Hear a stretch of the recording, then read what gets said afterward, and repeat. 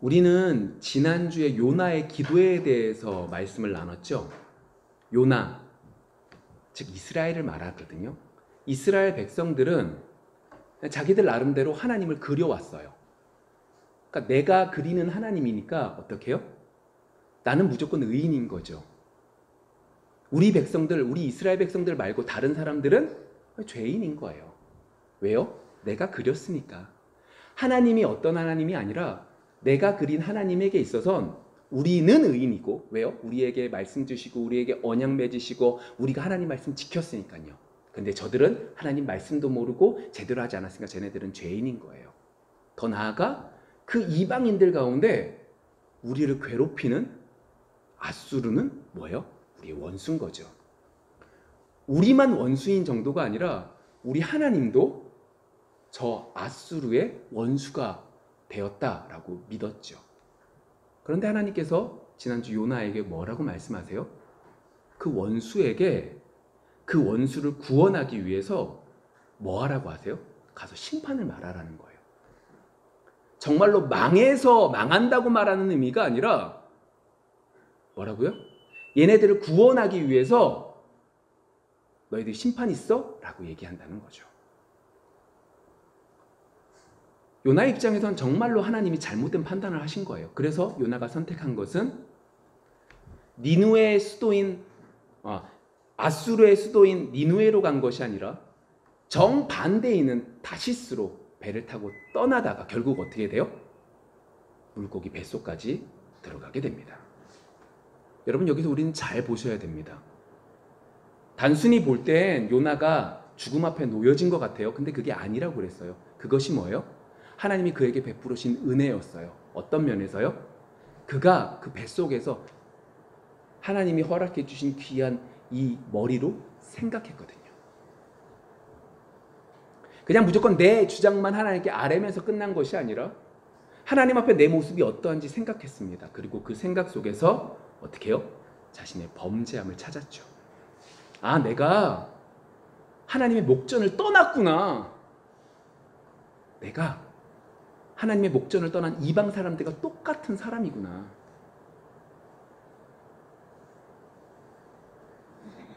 뱃속에 들어가서 내가 의식을 바로 깼을 땐 여기가 어딘지를 정확하게 알기 시작할 때부터 살려달라고, 내 목숨 좀 살려달라고 기도했던 그 모습이 생각 속에서 깨닫기 시작하니까 어떻게 바뀌는 거예요? 내가 하나님 앞에 죄인인 것을 고백하게 되는 거죠.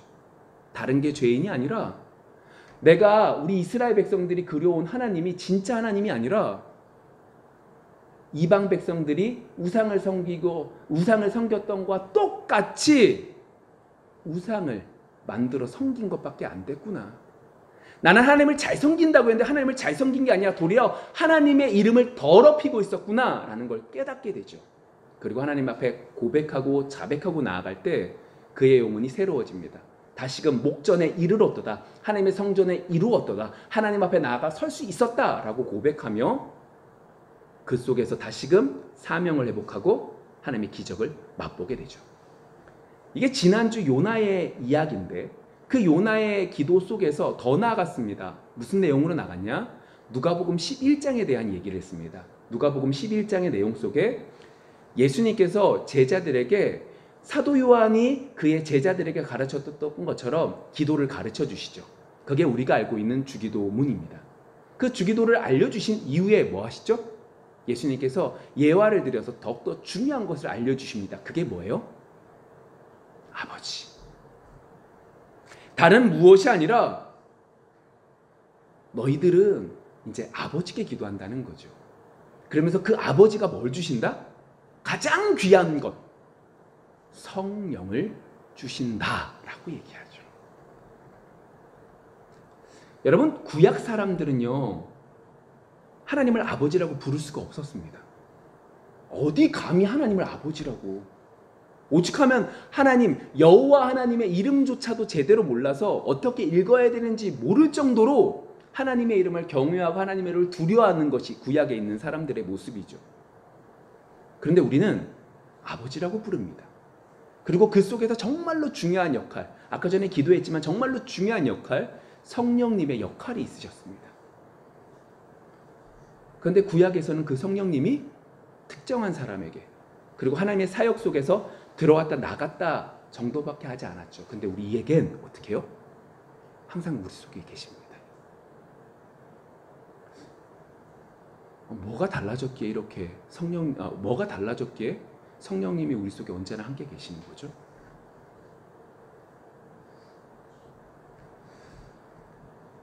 그 부분들에 있어서 오늘 사도행전 2장 1절부터 4절에 오순절 때에 나타나신 성령 그 강림 사건을 통하여 이야기를 나누기를 원합니다. 왜 오순절일까요? 그리고 구약의 절기 속에서 이 오순절, 구약의 절기들은 왜 필요한 거죠? 더 나아가서 성경에서 말하는 성령님이 어떠한 역할들을 하시는지에 대한 이야기를 나누기를 원합니다. 오늘 우리가 함께 읽은 이 사도행전의 시작은 어떻게 시작되냐면 예수님께서 승천하십니다. 승천하시면서 말씀을 하시죠. 예루살렘 떠나지 마. 아버지께서 약속하신 선물을, 약속하신 것을 기다려.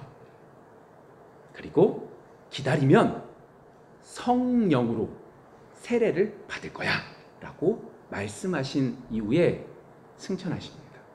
그리고 오늘 본문 속에서 성령이 임재하시죠.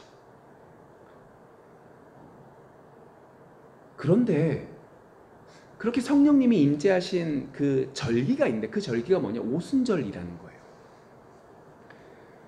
우리가 흔히 그냥 생각하면, 우리가 그냥 제대로 성경을 모르고 하나님 말씀에 대해서 잘 모르면 흔히 이 오순절이라고 말하는 건 예수님께서 돌아가신 이후에 성령이 오시는 그때까지 계산해서 50일이구나, 그래서 오순절이라고 불렸다라고 생각하실 텐데 그것이 아닙니다. 이 시작점은 예수님이 오셔서 만들어진 것이 아니라 구약에서부터 77절 오순절이라고 불려진 그 절기 속에서 동일한 은혜가 이 속에 임해진 거죠. 여러분, 이스라엘 백성들에게 있어서 절기들이 몇 개 있는데 7개 정도 있는데 그 절기들 가운데 3개의 절기를 참 중요하게 여깁니다. 첫 번째 유월절, 두 번째 우리가 보는 오순절, 세 번째 초막절이라고 하는 이 3절기가 있죠. 이 3절기를 보는 것에 있어서 가장 먼저 우리가 생각해 봐야 될 말씀이 출애굽기 12장 말씀입니다. 출애굽기 12장은 언제적 얘기냐면 이스라엘 백성들이 아직 이집트, 애굽에 종살이를 하고 있었죠.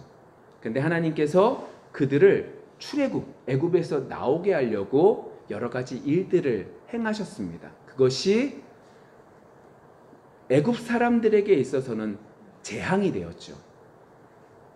첫 번째부터 10번째 이르는 10가지 재앙이 지난 이후에 이스라엘 백성들이 나왔는데 출애굽기 12장은 첫 번째부터 9번째 재앙이 마무리되어지고 이제 10번째 재앙, 장자, 애굽에서 첫 번째 난 모든 것들이 죽임을 당하는 그 재앙이 있기 전에 하나님께서 말씀하시는 장면입니다.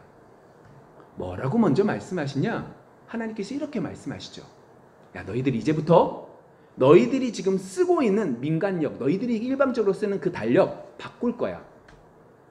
그래서 지금 이때, 내가 이렇게 말씀 전하는 이때가 한 해의 첫 번째 달이 첫 번째 달이 되어서 너희들이 이것들을 지켜, 종교력으로 만들어서 이 종교력을 지켜라고 말씀하시는 거죠. 예를 들어 이번 달이 몇 월 달이죠? 5월 달입니다. 근데 하나님께서 나타나셔서 뭐라고요? 이제부터 이 5월 달을 5월 달이라고 하는 것이 아니라 1월 달로 만들어 줄게. 1월 달이라고 불러. 1월 달이라고 해. 라고 말씀하시죠. 그리고 뭐라고 말씀하시냐? 그 1월 달 가운데 14일째, 10일째부터 얘기하는데 10일째 이제 제물을 준비하라고 말고 14일째가 되면 흠없는 1년 된 수컷 양을 잡아서 해 지기 전에 잡아서 그 피를 문설주와 그리고 위에 지방과 문설주에 발라라고 말씀하시죠. 그리고 이스라엘 백성들은 이 날짜 개념이 우리와 좀 다릅니다. 우리는 아침부터 밤이라면 그들은 밤부터 아침이고, 그러니까 해가 지는 데부터 하루가 시작되는 거죠. 그러니까 14일 날 해가 지기 전에 잡으면 해가 지면 언제가 되는 거예요? 15일이 되는 거죠. 그때 뭐 하라고요? 음식을 먹으라는 거예요. 무고병. 다시 말하면 누룩이 들어가지 않아서 부드럽지 않고 부풀어지지는 않은 그 떡을 먹으며 그 빵을 먹고 그 고기를 먹으라는 거예요. 그리고 그 다음날 아침이 되면 허리띠를 띠고 신을 신고 지팡이를 들고 허겁지겁 음식을 먹으라고 말씀을 하시는 것이 12장 말씀입니다. 그러면서 그 절기를 이렇게 말씀하세요. 6월절이다. 6월절의 의미가 뭐냐? 출애굽기 12장 12절과 13절 말씀입니다. 내가 그 밤에 애굽 땅에 두루 다니며 사람이나 짐승을 막론하고 애굽 땅에 있는 모든 처음 난 것을 다 치고 애굽의 모든 신을 내가 심판하리라. 나는 여호와라. 내가 애굽 땅을 칠 때에 그 피가 너희가 사는 집에 있어서 너희를 위하여 표적이 될지라. 내가 피를 볼 때에 너희를 넘어가리니 재앙이 너희에게 내려 멸하지 아니하리라. 하나님께서 6월절이라는 절기를 주셨는데 이 6월절이라는 절기가 뭐라고요? 넘어갔다라고 하는 거죠. 피를, 어린 양의 피를 뿌림에 그 피를 보고 죽임의 사자가 넘어갔다는 거예요. 애굽 사람들은 그 피가 없음에 그곳에 들어가 장자는 다 죽었는데 하나님의 백성들은 그 피를 바름에 그 피로 인하여 살았다라고 말씀하시고 그 절기가 6월절이다 라고 말씀하십니다. 좀 전에 말씀드렸어요. 14일 날 짐승을 잡고 그 밤이 되니까 15일째 됐을 때 음식을 먹어요. 그러면 15일부터 해가지고 7일 동안 무교절이라고 말합니다. 그러니까 그 7일 동안은 뭐 먹어야 되는 거예요? 무교병, 누룩이 안 들은, 다시 말하면 부풀어지지 않고 그 부패하지 않는 그런 의미 속에서 그걸 먹지 말라고, 넣지 말라고 말씀하시면서 그 무교병을 먹는 절기가 무교절이라고 말하죠. 그러니까 6월절과 무교절은 이어져 있는데 이것들은 단순히 따로따로 불리는 것이 아니라 이 두 개를 함께 합쳐서 뭐라고 부른다? 6월절이라고 불러요. 자, 이렇게 6월절이 지나고 이 무교절이라는 것이 일주일이라고 그랬잖아요. 근데 이 일주일 가운데 안식일이 토요일에 하루 낄 거 아니에요? 근데 이 토요일 다음 날이 됐을 때 안식 후 첫날이 되는 그 날부터 해가지고 7번, 7이라는 것은 완전한 거니까 7일이는 한 주간을 7번 지나면 49가 되고 거기서 1을 더하는 그 날을 오순절이라고 해요. 순이라는 게 열흘 순이에요. 다른 의미가 아니라 50일째 되는 날. 무교절 가운데 안식일 다음 날부터 시작해서 50일이 되는 날 뭘 하라? 오순절을 지켜 라고 말씀하시는 거죠. 표면적으로는 이게 뭐냐면 밀과 보리들을 추수하는 건데 그 내면적으로는 이스라엘 백성들에게 있어서 이 날은 무슨 날이었냐면 이들이 홍해를 건너고 시내의 산 앞에 도착해 모세가 시내 산에 올라가 하나님과 이스라엘 백성들이 언약을 맺는 날이 이 오순절 날이었어요. 언약을 맺어서 뭐라고 할까요? 하나님 앞에 바로 서겠다고 맹세하고 이제부터 너희들은 나의 백성이야 라고 인정받는 날이죠. 그러니까 언제 이스라엘 백성들이 하나님 앞에 이것들이 인정받냐? 이때 시내산에 올라가서 모세를 통하여 맹세함으로 율법을 받고 맹세함으로 그 모든 일들이 이루어지게 된 거죠. 그것들을 오순절이라고 하고 그것이 오순절의 의미입니다. 그리고 마지막 세 번째 이 수장절 그리고 초막절이라고 하는 것은 아까 전에 말한 1월 달부터 쭉 지나서 7월 달이 되어서 하나님께서 나에게 허락하여 주신 많은 것들로 인하여 기뻐하면서 뭐 하는 거예요? 잔치를 벌이는 거예요. 그때는 모든 걸 추수하거든요. 그래서 텐트를 치고 이스라엘 백성들이 출애굽을 해서 이 광야길에서 살아왔던 것들을 기억하는 의미에서 초막을 짓고 그 안에서 생활을 하는데 8일 동안 생활을 하는데 한쪽에 문을 열어놓는 거예요. 텐트에. 그리고 그 속에 과일들을 막 집어넣어요. 그러면 그 과일들을 뭐 하라는 거죠? 사람들이 지나가면서 먹으라는 거예요. 먼저는 출애굽을 해서 이 광야 생활 속에서 하나님이 도와주셔서 우리가 이 땅에 정착했다라는 것을 고백하기 위한 것이고, 두 번째는 그 가운데 기쁨을 누리라 라고 하는 의미 속에서 초막절이 있는 거죠. 여러분, 제가 이 세 절기에 대한 얘기를 했어요.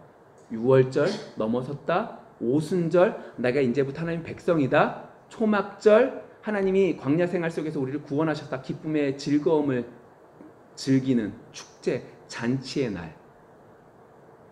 이 세 가지의 공통점이 하나가 있는데 그게 뭐냐면 이 모든 것들이 뭐와 연결이 있어요? 하나님의 능력의 사역들과 연결이 있습니다. 하나님이 이스라엘 백성들을 선택해서 뽑아오셨고, 이스라엘 백성들을 하나님의 백성으로 삼으셨고, 이스라엘 백성들에게 승리를 주셔서 이 땅을 차지하게 해주신 것, 광야 길들을 지나고 이 땅을 차지하게 해주신 그 모든 것들 속에 기쁨을 누리라는 거죠. 하나님의 구원 계획 안에 구약의 사람들에게 이 절기를 지키라고 말씀하신 거예요. 이 구원의 역사가 예수 그리스도와 연결이 됩니다. 이제 잘 들으셔야 돼요. 지금까지 이제 제가 지식들을 알려드렸다면 조금 더 나가볼게요. 요한복음 1장 29절. 세례 요한이 예수님에 대해서 이렇게 말합니다. 이튿날 요한이 예수께서 자기에게 나오심을 보고 이르되, 보라, 세상 죄를 지고 가는 하나님의 어린 양이로다. 이게 무슨 의미예요? 6월절 어린 양이라는 소리예요.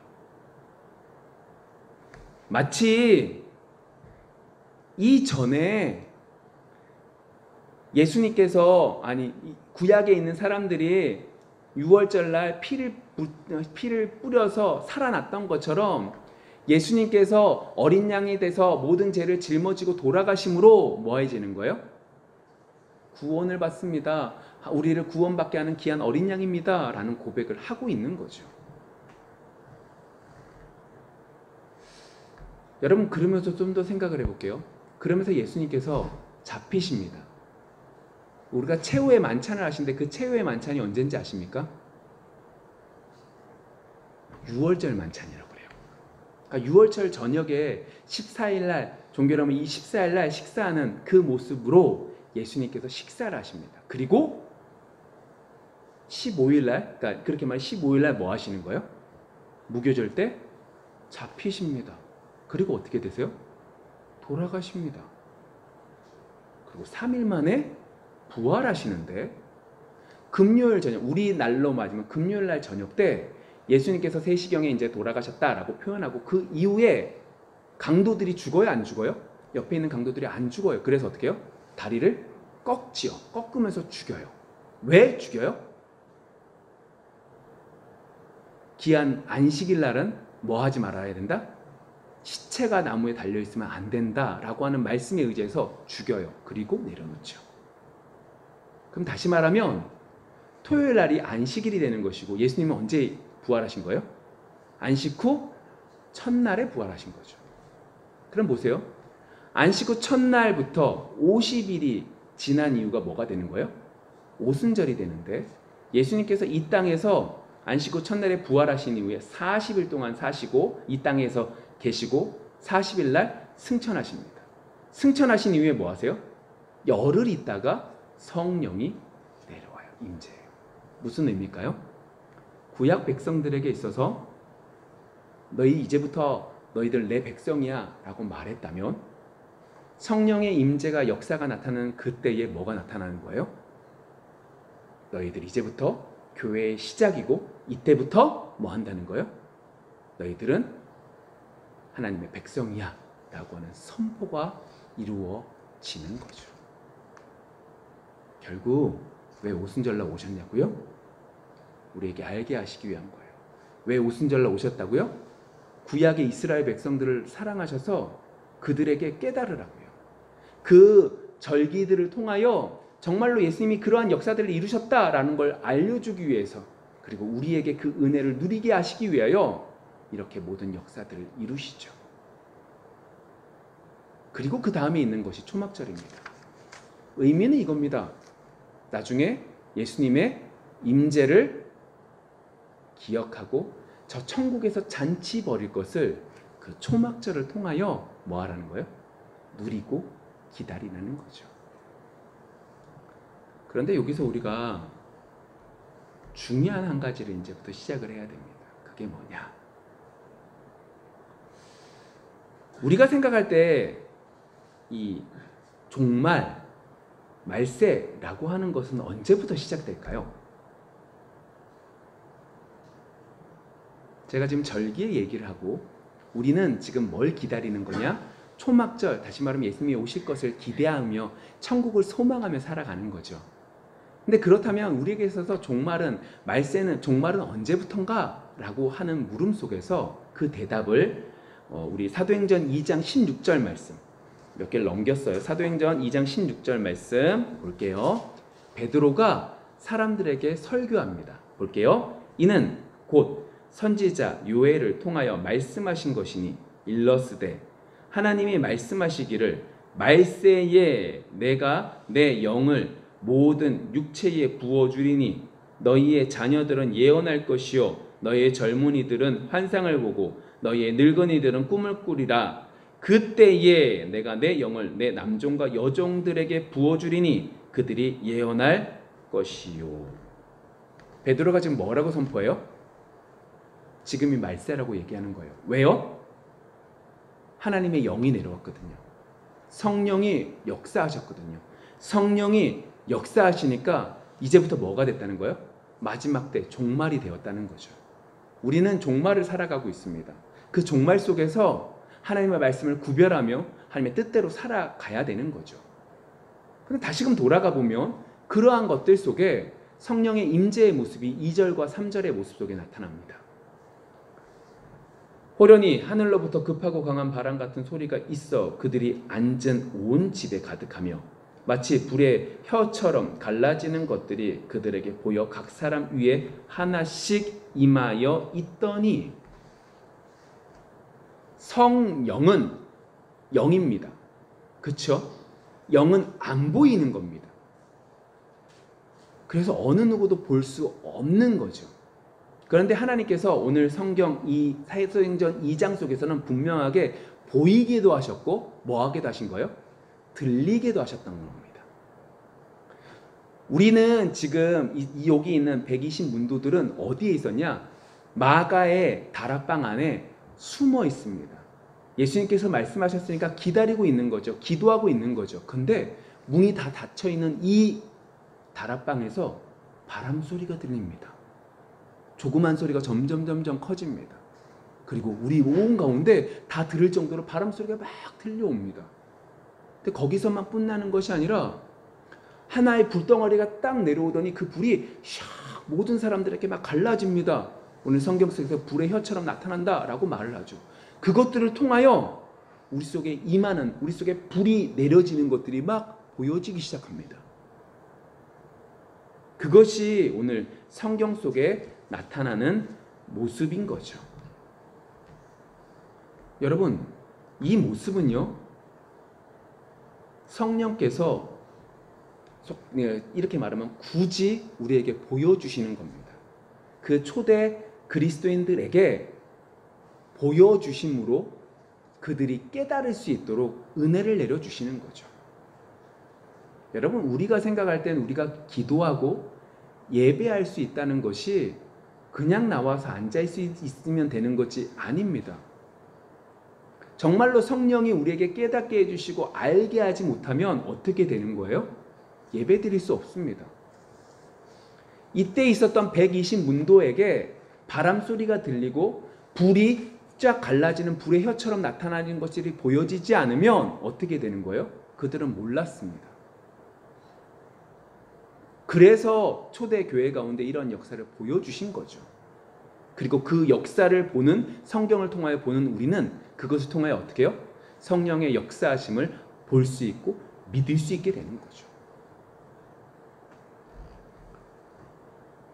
그렇다면 여러분, 왜 성령님이 오시는 거죠?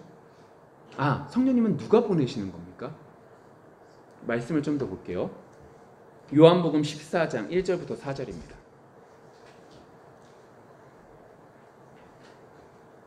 먼저 죄송합니다. 사도행전 2장 33절부터 볼게요.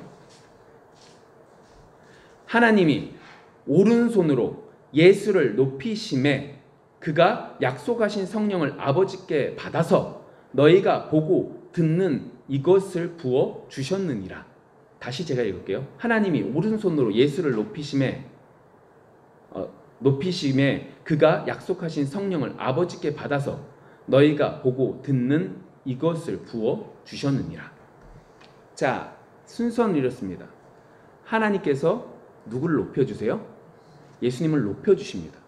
예수님께서 십자가에 못 박혀 돌아가신 것을 하나님의 능력으로 높여주셨습니다. 그래서 가장 높은 곳에 앉혀주시죠. 그 다음에 뭐 하세요? 성령님을 누구에게 받는 거예요? 아버지께, 성부 아버지께 받아서 그 성령님을 누가 우리에게 보내주는 거예요? 예수님께서 보내주신다라고 표현하고 있습니다. 맞습니다. 삼위일체 하나님은 태초전부터 함께 계셨죠. 그렇지만 성경상에서 이렇게 말하고 있기에 우리는 이렇게 봤죠. 하나님께서 예수님을 높여주시고 예수님께서 하나님께 성령을 받아 성령을 우리에게 내려주셨다. 이게 무슨 의미냐면 우리 조금 전에 찾으려고 했던 요한복음 14장 말씀 속에서 이것이 해석됩니다. 볼게요. 14장 1절부터 4절. 너희는 마음에 근심하지 말라. 하나님을 믿으니 또 나를 믿으라. 내 아버지 집에 거할 곳이 많도다. 그렇지 않으면 너희에게 일렀으리라. 내가 너희를 위하여 처소를 예비하러 가노니 가서 너희를 위하여 처소를 예비하면 내가 다시 와서 너희를 내게로 영접하여 나 있는 곳에 너희도 있게 하리라. 내가 어디로 가는지 그 길을 너희가 아느니라. 단순히 생각하면 예수님께서 천국에 올라가서 집을 지으십니다. 그리고 그 집을 다 짓고 나면 마지막 종말의 때가 돼서 심판하러 내려오셔서 우리를 데리고 올라가 그곳 속에 그 집들을 우리에게 주신다라고 보는데 4절 말씀이 좀 거기에 안 맞지 않나요? 4절 뭐라고 쓰여져 있어요? 내가 어디로 가는지 그 길을 너희가 아느니라. 천국의 얘기 같은데 어디의 얘기가 돼요?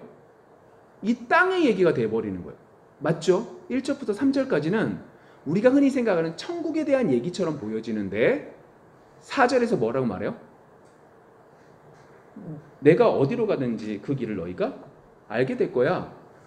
그리고 이 땅에서 그 길을 따라서 쫓아가게 될 거야. 왜요? 요한복음 14장의 얘기가 그 얘기거든요. 어디로 가십니까? 라고 이제 묻고 그 얘기가 이제 나오는 얘기거든요. 여기서 조금 이제 보셔야 될 게 이겁니다. 우리가 아까 전에 사도행전 2장 33절의 말씀을 통해서 하나님께서 예수님께서 우리에게 부어주셨다라고 말했죠. 그걸 기억하고 이 말씀을 보시면 이렇게 됩니다. 3절 가서 너희를 위하여 처소를 예비하면 내가 다시 와서 너희를 내게로 영접하여 나 있는 곳에 너희도 있게 하리라. 성령은요, 성경상에 하나님의 영이라고 표현하고 예수의 영이라고 합니다. 그래서 성령이 계신다라고 말하는 것 속에 예수님이 우리 속에 계신다고 말을 하죠. 예수님께서 승천하셨습니다. 승천하신 이후에 예수님께서 성령을 우리에게 보내주시죠. 성령 속에 하나님의 영이 예수의 영이 함께 계시기에 어떻게 해요? 우리와 함께 계시고 예수님이 함께 계신 이곳이 뭐가 되는 거예요? 성전 처소가 된다는 소리입니다. 처소가 되매 뭐 하는 거예요? 주님과 함께 살아가지는 거죠. 그래서 예수님이 어디로 가신지 알면서 나아갈 수 있게 되는 겁니다. 그렇기에 14절 이렇게 말을 합니다. 16절 이렇게 말합니다. 내가 아버지께 구하겠으니 그가 또 다른 보혜사를 너희에게 주사 영원토록 너희와 함께 있게 하리니. 그래서 성령을 보내준다고요. 그리고 그 성령이 우리와 함께 계신다라고 말하는 거죠. 구약 사람들은요 성령이 함께 있지 못했습니다. 그런데 예수님께서 십자가에 못 박혀 돌아가시고 승천하셔서 예수님께서 성령을 우리에게 보내주심에 성령이 우리와 함께 계실 수 있게 되는 것이다 라고 말을 하는 거죠. 그것이 결국 우리를 통하여 예수님께서 십자가에 못 박혀 돌아가신 것을 성령이 우리에게 깨닫게 해주시고 깨닫게 되는 것 속에 우리가 하나님의 양자, 아들 되었다는 것을 알게 되는 것이며 그 가운데 우리가 뭐 하게 되는 거예요? 하나님께 기도할 때에 아버지라고 기도할 수 있게 되는 거죠. 여러분, 오늘은 성령 강림 주일입니다. 성령이 우리와 함께 계심을 사도행전 2장의 말씀을 통해서 우리에게 보여주신 거죠. 그리고 그것을 우리는 기억하여 다시 한 번 더 성령이 우리와 함께 계심을 인정하며 고백할 수 있는 시간이 오늘 이번 주일입니다. 단순하게 예수님이 오셨기 때문에 오순절이 생긴 것도 아닙니다. 이미 구약의 백성들에게 너희들 율법을 가르쳐주고 그 율법 속에 하나님 앞에 맹세함으로 하나님의 백성이 되었던 것처럼 성령이 우리 속에 함께 계시는 것이 마지막 때고 성령이 우리 함께 계시는 것이 우리에게 축복이며 성령이 우리 함께 계신다라고 하는 것이 우리가 천국 백성인 것을 알려주시는 거죠. 여러분, 우리는 말세를 살고 있어요. 마지막 때라고 하면 우리는 두려움이 앞섭니다. 하도 마지막 때라고 해서 여러 가지 말씀들을 통하여 우리에게 두려움만 줍니다. 잘못된 겁니다. 마지막 때에 정말로 강한 역사는 성령이 우리에게 임하셨다는 거죠. 그리고 그 성령이 우리에게 알게 하시고 깨닫게 하시고 불을 내려주시고 은혜를 내려주시고 역사하셔서 이 마지막 때에 이겨낼 수 있는 힘을 허락해 주시는 줄 믿습니다. 그 은혜가, 그 축복이 이번 한 주 풍성하게 임할 수 있는 우리 모두가 되어지기를 소망합니다. 기도하겠습니다.